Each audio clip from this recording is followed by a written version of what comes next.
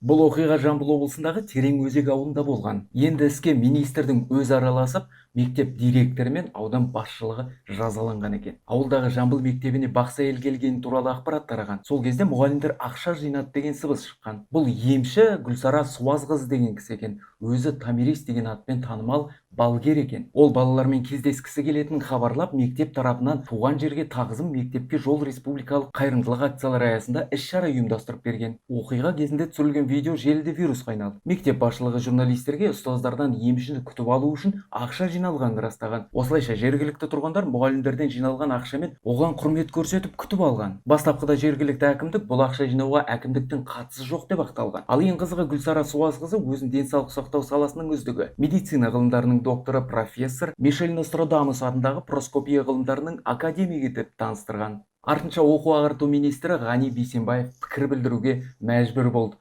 Оның айтуынша, осындай оқиғаларға байланысты мектеп басшылықтарына қатаң ескерту жасалған. Ал бүгін аудан әкімінің орынбасары мен мектеп директоры өз өтінішімен қызметінен кеткені белгілі болды. Ішкі саясат бөлімінің басшысы мен ауыл округі әкіміне қатаң сөгіс жарияланыпты. Ауылдарда осындайда қызық болып жатыр.